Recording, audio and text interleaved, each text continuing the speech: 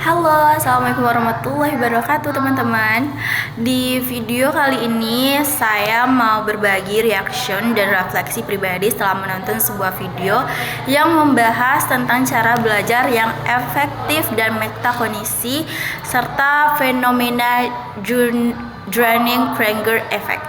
Video ini cukup membuka cara pandangan saya ya tentang bagaimana selama ini saya belajar.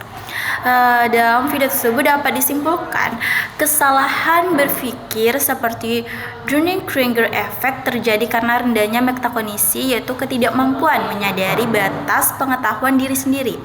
Belajar yang efektif bukan soal banyaknya informasi, tetapi tentang kesadaran diri, latihan mengingat yang aktif, pengulangan berjeda, dan variasi materi. Proses belajar yang terasa sulit justru diperlukan agar pengetahuan bertahan lama, mendalam, dan dapat diterapkan secara nyata. Hal yang saya pelajari dari video itu, saya belajar bahwa kesalahan berpikir sering terjadi bukan karena kurang pintar, tetapi karena kurang sadar terhadap batas pengetahuan diri sendiri. Fenomena Dunning-Kruger effect menunjukkan bahwa orang yang baru belajar sesuatu cenderung terlalu percaya diri. Selain itu, saya juga memahami bahwa belajar yang efektif membutuhkan metakognisi, yaitu kemampuan untuk menyadari apakah saya benar-benar paham atau tidak. Hal yang sesuai dan tidak sesuai menurut saya, hal yang sangat sesuai adalah penjelasan bahwa membaca atau mendengar materi berulang kali hanya menciptakan ilusi paham. Saya sadar bahwa selama ini saya sering merasa mengerti, padahal belum tentu bisa menjelaskan ulang. Sementara itu, bagian yang terasa tidak sesuai adalah kebiasaan belajar instan yang sering dianggap cukup, seperti belajar kebut semalam saat ujian atau ulangan gitu. Justru terlihat kurang efektif untuk pemahaman jangka panjang. Hal aplikatif yang bisa saya terapkan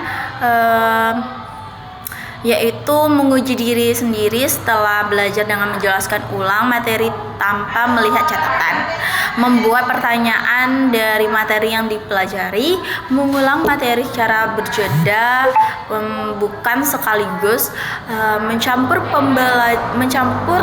beberapa materi belajar saat kita belajar agar terbiasa berpikir secara fleksibel. Rencana penerapan saya ke depannya yaitu saya kedepannya berencana mengubah pola belajar saya.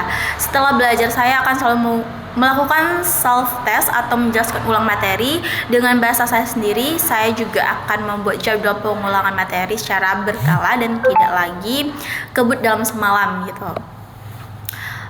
Dan saya berharap hasilnya bisa bertahan dalam jangka yang panjang. Okay, everyone, thank you for watching. I hope